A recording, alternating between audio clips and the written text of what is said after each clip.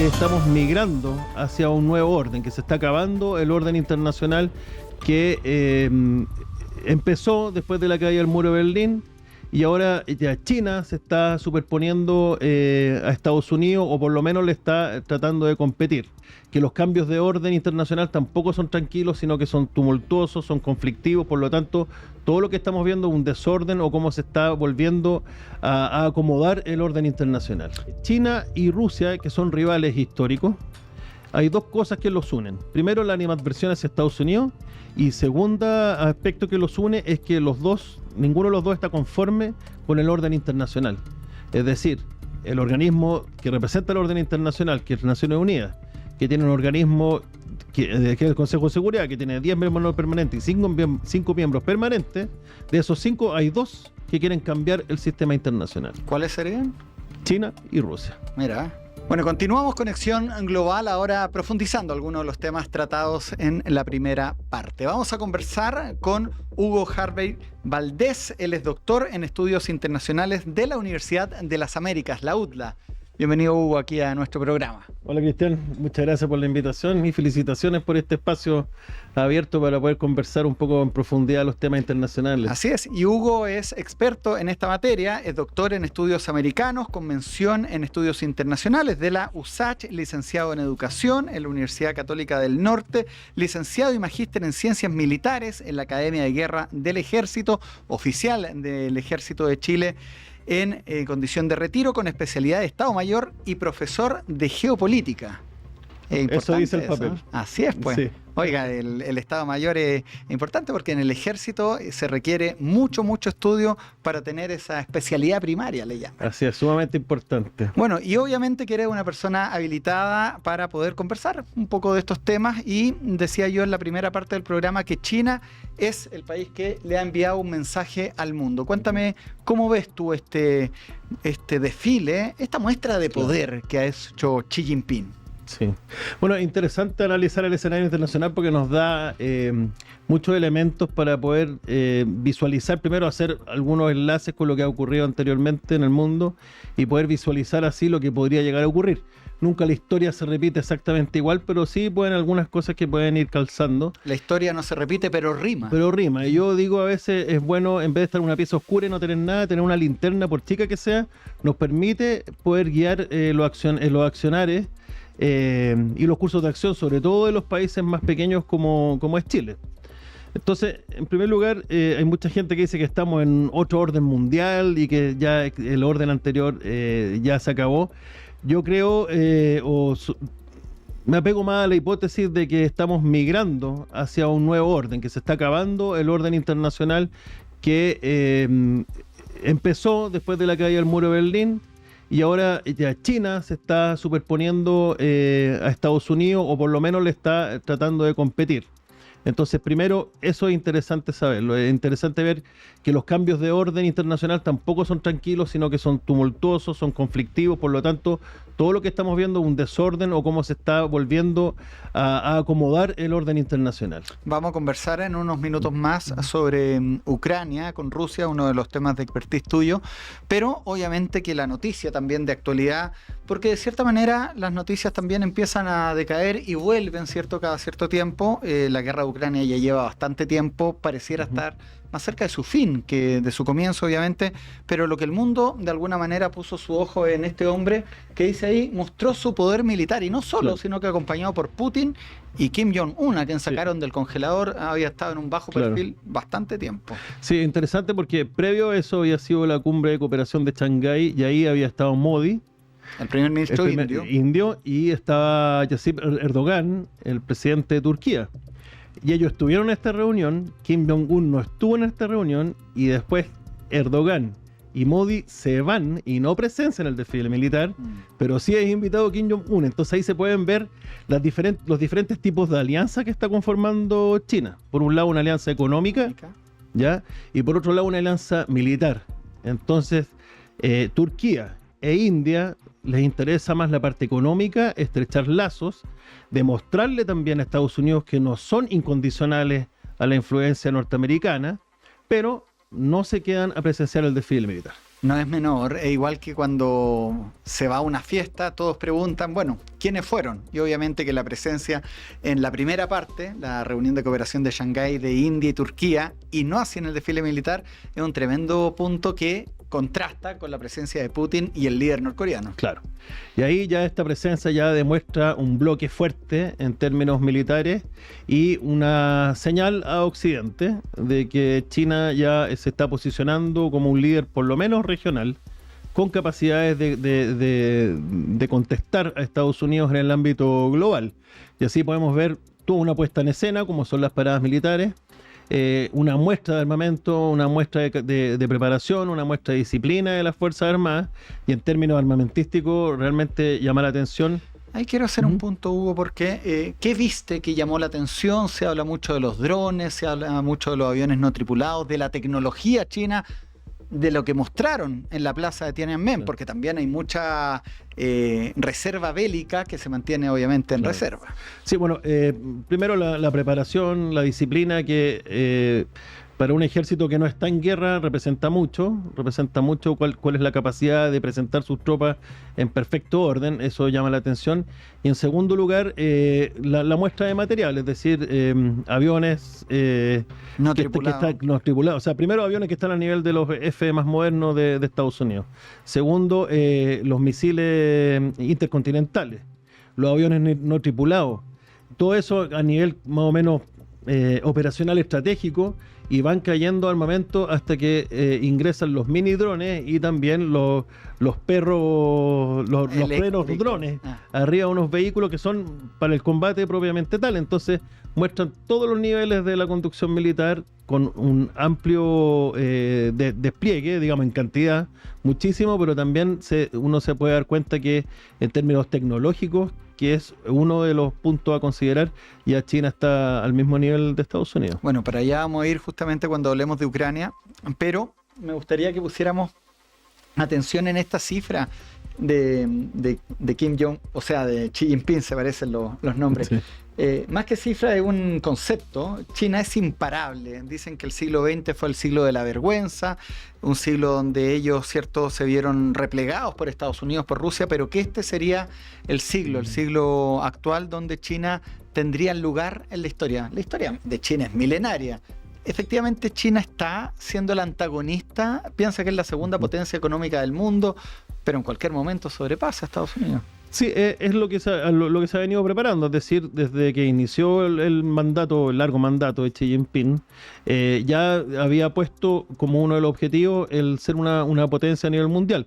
En términos de tiempo, la perspectiva del tiempo de ellos es mucho más amplia que la de Occidente, por lo tanto no los apura ninguna cosa, sino que van cumpliendo sus objetivos de manera paulatina, y así hemos podido ver como en un corto tiempo, primero tuvieron el despegue económico y ahora están alcanzando los niveles en términos militares. Ahora, yo creo que si bien es cierto, va a estar al nivel de Estados Unidos en algún tiempo, no lo sé en qué horizonte de tiempo, pero sí yo creo que este cambio de orden o el nuevo orden al cual nos vamos a dirigir va a tener a China al mismo nivel de Estados Unidos, y ahí yo creo que se va a volver a reconfigurar las esferas de influencia. Y yo creo que por eso, y a lo mejor me estoy adelantando un poco, pero por eso China casi no se ha metido en el tema Estados Unidos-Venezuela, porque China también quiere libertad de acción para hacer lo que tenga que hacer con Taiwán. Entonces se van a empezar a respetar, creo yo, esas esferas de influencia, y en parte el despliegue de Estados Unidos en Venezuela también es una señal hacia China. Pero yendo ahora al punto, volviendo, Xi Jinping dice que China es imparable. Yo creo que está siendo imparable hasta que Estados Unidos lo vaya permitiendo. O sea, aquí hay un juego de poder, se están acomodando las fichas y estamos en este tránsito de orden. Vamos a la presencia de este hombre, Vladimir Putin, porque también ha sido protagonista hace ya un par de años por la guerra en Ucrania, que es uno de los temas, cierto, que te has dedicado a estudiar. ¿Qué podría demostrar Putin, que era un paria en la comunidad internacional, acusado por la Corte Penal Internacional de crímenes de guerra, derechos humanos, no podía ser recibido, no siquiera fue a la cumbre de los BRICS en Brasil, pero un par de meses recibido por el presidente de Estados Unidos en Alaska, recibido por Xi Jinping, por Kim Jong-un, en la presencia también del líder norcoreano. ¿Ha ganado Putin en reputación internacional? ¿Cómo ves tú la presencia del mandatario ruso en esta cumbre? Y también la actualidad de lo que estamos viendo en Ucrania. Se bombardeó por primera vez el Palacio de Gobierno en Kiev. Sí, aquí hay varios puntos a analizar. En términos de realismo político, como lo decía Hans Morgenthau, los países o tienen poder o tienen prestigio. Y en este caso, Vladimir Putin había perdido prestigio porque buena parte del sistema internacional consideraba que había violado el derecho internacional al incursionar sobre Ucrania. Entonces había perdido el prestigio. Y el desarrollo de la guerra estaba haciendo que perdiera poder. Por lo tanto, se estaba quedando sin prestigio y sin poder. Y lo que yo he visto ahora son maniobras políticas por parte de Putin, en cierta forma, allanarse, por lo menos en el discurso, a llegar a algún grado de paz, y con eso ya ha adquirido prestigio, y parte de ese juego ha sido, por ejemplo, Vladimir Putin, el hecho de haberlo invitado a una cumbre en Alaska, lo está posicionando como un jefe de Estado al mismo nivel de Estados Unidos. Y digo que a lo mejor en el discurso, porque vemos que en la práctica Putin no tiene ninguna intención de detener el conflicto.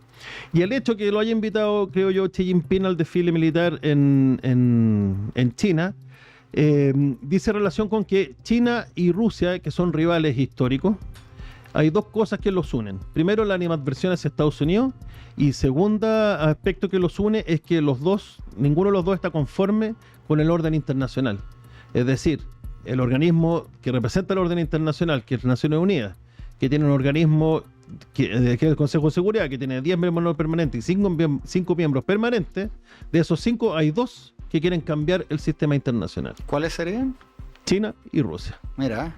Entonces no están conformes, ellos quieren posicionarse y están haciendo todo para poder reconfigurar el sistema internacional, sea con otro organismo, sea con una reconfiguración del Consejo de Seguridad. Alguna cosa va a terminar pasando y eso es lo que estamos viendo ahora, no sabemos a lo que vamos a llegar. Claro, finalmente uno entiende cómo nacen estas problemáticas, cómo nacen justamente estos movimientos, estas alianzas, pero muchas veces no cómo terminan.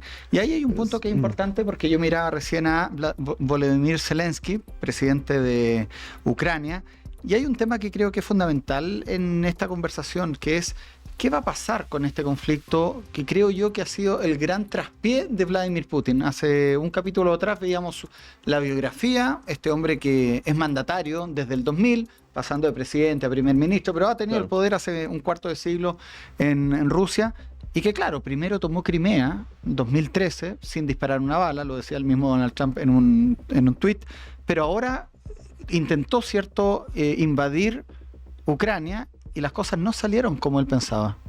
Claro, bueno, el Crimea fue el 2014 y lo anexó sin ningún problema. Es más, así como dato anecdótico, pero que es sumamente sintomático, el comandante en jefe de la escuadra ucraniana desertó y pasó a ser el vicecomandante en jefe de la escuadra rusa del Mar Negro. Ah, mira qué buen dato, ¿no? Entonces, eso ya era muy difícil retenerlo. Se sentía más ruso que Ucrania. Claro, Ucrania no tenía la capacidad y por eso costó tan poco, no se disparó ni un tiro, y estaban ya los soldados desde hace rato ahí, que eran los enanitos verdes, que no es el conjunto musical, sino que eran enanitos verdes rusos los que estaban capturando la península. Mira. Sin embargo, las apreciaciones de inteligencia estratégica y operacional y política también por parte de Rusia le hicieron fallar en la ejecución del plan. Se le señaló por parte de la inteligencia rusa que Kiev iba a ser muy fácil de derrocar, que Zelensky iba a escapar casi como escapó Yanukovych en su momento. Por lo tanto, caía el régimen y caía Ucrania completo. Entonces uno pudo ver también cómo los bombardeos cuidaban de no sobrepasar el Dnieper, ya, para poder cuidar toda esa infraestructura que después iba a quedar en manos de Rusia. Pero, ¿qué pasó? Yo creo que Ucrania en el 2014 empezó con un proceso de recomposición de capacidad de sus Fuerzas Armadas que no logró completar a 2022, pero a pesar de eso pudo hacer frente, y yo creo que fue la voluntad de lucha del pueblo ucraniano que detuvo la ofensiva modo guerra relámpago que progresó desde Bielorrusia, lo frenó a 10 kilómetros de Kiev y ahí quedó estancada la guerra durante meses. Y el catalizador del espíritu combativo del combatiente ucraniano lo impulsó Zelensky, que de inmediato cambió el chip y se sacó el terno, se sacó el traje y se puso una tenida un poco más aguerrida y se veían las imágenes como iba a revistar a los soldados en el terreno y todo eso va subiendo la moral y va generando un espíritu de lucha. Y lo otro... Qué importante que sí. lo has mencionado 2 veces y es un concepto que es fundamental. El espíritu de lucha, cuando lo mencionaste me acordé de la guerra de Vietnam. Claro. La guerra de Vietnam, un tremendo enemigo poderoso, Estados Unidos, frente a un enemigo, ¿cierto?, mucho más pequeño, mucho más rural, mucho más artesanal en una guerra de guerrilla y que finalmente frenó e hizo perder a esa guerra a Estados Unidos porque el pueblo vietnamita tenía voluntad de lucha. Claro, y es fundamental eso porque eso es uno de los elementos básicos para analizar, generar algún tipo de ofensiva. Desde el ámbito político hasta el ámbito táctico. Y en este caso fue tan fundamental que uno puede ver cómo ahora, principalmente en invierno, cuando se detienen las operaciones de mecanizado, lo que está haciendo Rusia es afectar los centros productivos, los centros energéticos, y afecta todos los consumos básicos o los aspectos más críticos para la población, porque entiende que la guerra es un fenómeno político. Y va a llegar un momento, con esta guerra de atrición, que el pueblo ucraniano va a empezar a demandar la paz. Entonces ese es un elemento fundamental y lo entendió así, bueno, desde Clausewitz, que se viene hablando del pueblo, del ímpetu de la nación, y aquí lo podemos ver en esta guerra claramente. Muy corto antes de ir a Venezuela, la figura de Zelensky que aparecía recién en pantalla, ¿qué debería marcar? Hay una invitación a ir a Moscú a conversar sobre paz. Difícil lo veo yo que ocurra, pero ¿qué debería pasar con Volodymyr Zelensky, que ha sido un líder que ha estado conversando con Trump en el Vaticano, en el Salón Oval, que es protagonista de esto, pero que la guerra se extiende? Sí, cuando uno analiza conflictos similares desde la documentación desclasificada, uno podría aseverar que los líderes occidentales le están sugiriendo a Zelensky que se olvide de Crimea y que se olvide del Donbass y de Zaporilla y Jersón. Y con eso Rusia va a detener la ofensiva porque va a haber logrado el puente terrestre que va a unir toda esa franja y va a limitar mucho la salida al mar a Ucrania. Claro, pero hay un problema, Hugo, lo veíamos la otra vez con los alumnos justamente en clases de lo que pasaba ya. Se filtró, y está la fotografía del mapa de estas regiones que se le cederían a Rusia. Pero ¿qué va a pasar en 10 años más? Tiene que haber una garantía de los países occidentales porque Ucrania no puede ser parte de la OTAN. Y lo que tú mencionabas de Yanukovych en su momento, hay un documental maravilloso en Netflix que se llama Winter on Fire, que habla justamente de cómo se originó esa protesta. Los presidentes en Ucrania y en Estados Unidos pasan, pero Xi Jinping y Vladimir Putin llevan bastante tiempo, entonces ese es el miedo que tiene Zelensky. Sí, o sea, aquí lo que está en juego por parte de Ucrania es su supervivencia como Estado-nación y su independencia. No es menor. No es menor. Por lo tanto, está esa delgada línea de ceder, pero ganar la paz también y ganar seguridad. Entonces creo yo que el punto clave de la negociación es permitir a Ucrania ser parte de la OTAN. O sea, Zelensky no va a ceder toda esa franja de territorio, sino es a cambio de una seguridad ad eternum, o por lo menos muy larga seguridad de que va a poder mantener su independencia como Estado-nación. Pueden ganar una isla, pero perderán un continente. Vamos a hablar de inmediato de este libro que de alguna manera habla de que, claro, se puede entregar esa franja, pero pueden en algunos años más perder el país completo. Vámonos a Venezuela con Estados Unidos. Obviamente hay expectativas, hay de cierta manera un poco de desazón. Lo veía yo. Donald Trump juega siempre a la expectativa y dijo que iba a hacer un gran anuncio en el Salón Oval y finalmente termina cambiándole el nombre al Departamento de Defensa por el Departamento de Guerra. Primero, este cambio bastante cosmético, el concepto de defensa, el concepto de guerra. Incluso acá en Chile tenemos un ministerio y una subsecretaría de defensa, pero finalmente las expectativas terminaron destruyendo una lancha con 11 tripulantes. Pruebas muchas no hay. Espero que hayan encontrado droga. Yo todavía estoy buscando las armas de destrucción masiva que habían en Irak. Estados Unidos tampoco es una blanca paloma que en el concierto internacional todo lo que ha hecho ha estado respaldado. Sí, bueno, aquí hay varias capas a analizar. La primera es Donald Trump como persona, como Tómase ser el humano. tiempo, yo lo escucho. Como ser humano, que es difícil saber lo que él piensa, cómo va ejecutando las cosas. Lo que sí, uno puede ver, claro, que hay mucho de arrebato, hay mucho de cambios cosméticos que uno no ve, muchos cambios sustanciales. Sin embargo, Estados Unidos tiene un establishment gigantesco de gente que sabe mucho, de equipos colegiados, que planifican las operaciones de manera muy inteligente, y no solamente la planifican una vez, como son tantos asesores y tantos estados mayores, planifican cada operación con 3 estados mayores paralelos. Ninguno está sabiendo qué operación se va a ejecutar. Y esto está planificado hace mucho tiempo. Lo que hacen los estadounidenses, sacan la carpeta de la operación, le sacan el polvo, actualizan la planificación y después la ejecutan. Aquí lo que tenemos es una flota naval con buques de guerra, con submarinos de propulsión nuclear. Yo escuchaba en un noticiero, no, porque tienen armas nucleares. Claro. No, bueno, pero colegas, propulsión nuclear. Ya hace 1 o 2 semanas, sí. 2 semanas creo que son. ¿Hasta cuándo? ¿Hasta cuándo puede durar una operación, un bloqueo naval? Porque también las crisis, tú lo sabes, Hugo, estamos con Hugo Hartley, él es doctor en estudios internacionales, dábamos su currículum al comienzo del programa, pero las crisis son como campanas, tienen cierto momento, un pic, y luego tienden a bajar. Piensa que estamos hablando de Ucrania con Rusia, que llevan 3 años, sale de la primera línea de las noticias.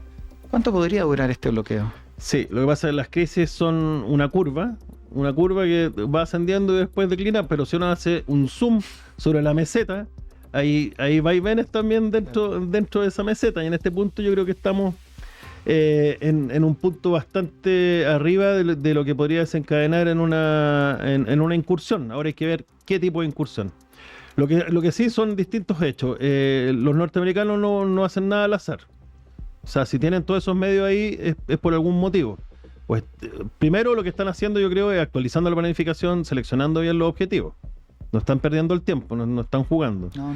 Claro, después lo que yo creo que están haciendo también, están interdictando, tratando de que no salga droga hacia Estados Unidos, ni que tampoco entre ningún tipo de refuerzo hacia Venezuela. Y aquí se juntan temas políticos, temas de narcotráfico, temas operacionales, entonces es bien difícil poder entender qué se está buscando, pero...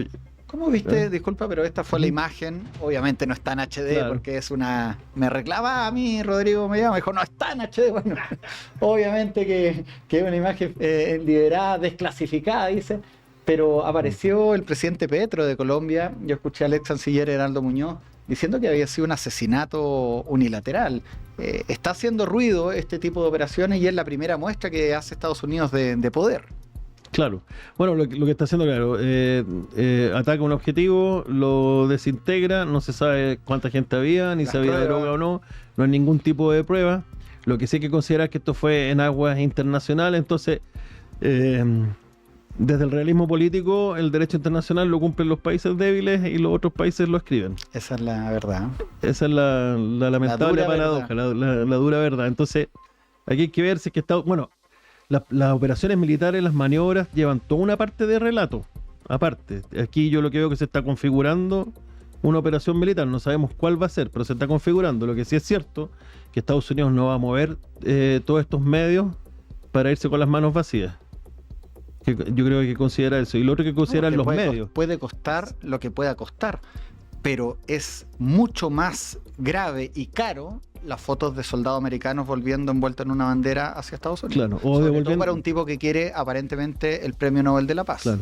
O devolviéndose sin haber logrado ningún objetivo, porque también es una señal que se está emitiendo no solamente a América Latina, sino que también a Rusia, a China, a Irán. Entonces, tiene que lograr algo. Tiene que lograr algún tipo de objetivo. Lo que sí creo yo es que los medios son desproporcionados para lo que se pueda estar haciendo. Es decir, a ver, ¿tiene capacidad para un desembarco en FIO? 4.500 Marines, lo tiene. Pero no tiene capacidad para poder controlar Caracas completo. Con unas fuerzas armadas que tampoco son tan mal preparadas. Ahora están enviando los no me acuerdo cuánto, los F-65, no me acuerdo bien, pero son fighters, que es para guerra en el aire. Uno esperaría que enviara los bombarderos, que son los mismos que atacaron a lo mejor en Irán.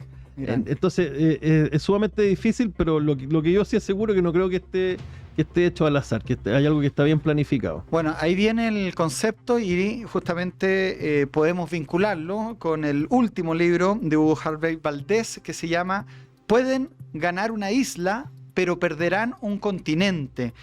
El gobierno de Eduardo Frei Montalva ante la intervención de Estados Unidos en República Dominicana en 1965. Es interesante, Hugo, y cuando me comentaste el libro te dije, hablemos de esto porque mucho se ha hablado de la invasión a Panamá, Claro. 21 de diciembre de 1989, la captura del dictador Noriega. Profundiza tú sobre tu libro y aquí obviamente hay cosas bastante que hablar porque la historia, si no bien se repite, rima. Claro. Ahora, yo tributo a dos disciplinas, a relaciones internacionales y a historia. Entonces, desde las relaciones internacionales, uno puede ver que aquí hay una serie de factores más o menos repetitivos en términos de cómo Estados Unidos se ha involucrado en la región, especialmente en el Caribe, con operaciones descubiertas Big o abiertas, el Big Sticks, o el Stick and Carrot, la zanahoria y el garrote. Entonces, cómo va maniobrando, pero sobre todo cómo se ha comportado Estados Unidos en el Caribe. Lo otro que podemos ver es cómo Estados Unidos prefiere entenderse con los países de manera independiente y no con organismos multilaterales, generalmente. Pero hay ciertas cosas en este estudio de caso que son sumamente interesantes porque esto ocurrió en 1965 cuando Estados Unidos invadió República Dominicana para detener una guerra civil.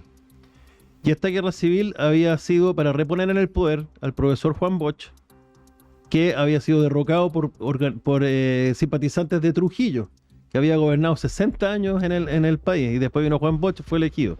Lo interesante es que esta guerra civil se dio porque se fragmentaron las Fuerzas Armadas, pero no el ejército en un lado, la armada en otro lado, sino que fue una revolución de los coroneles. Ya.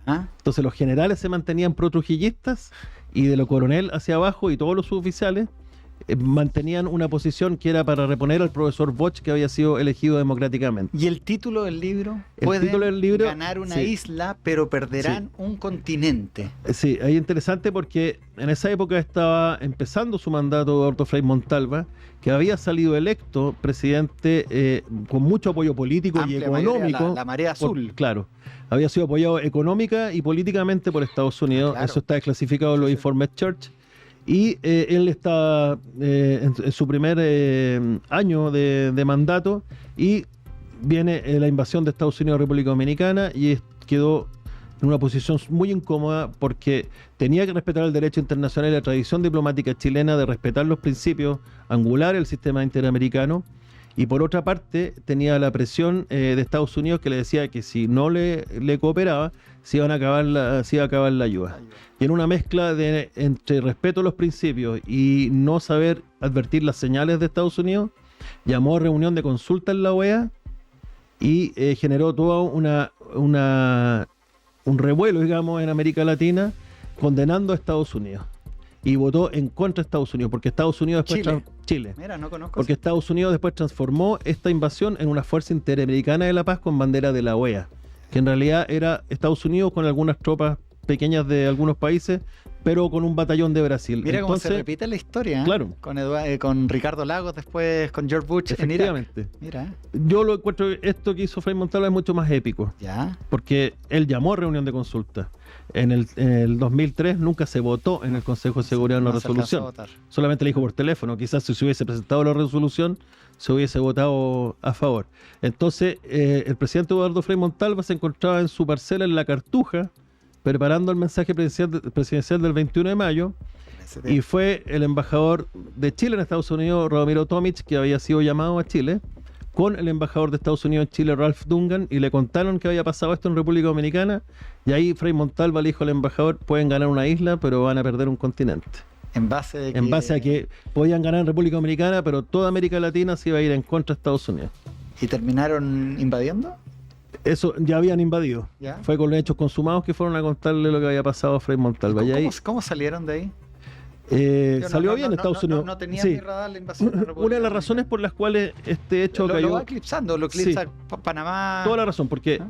uno de los factores por los cuales este hecho cayó en un vacío historiográfico es porque Estados Unidos de inmediato se sacó la responsabilidad y se la entregó a la OEA. Mira.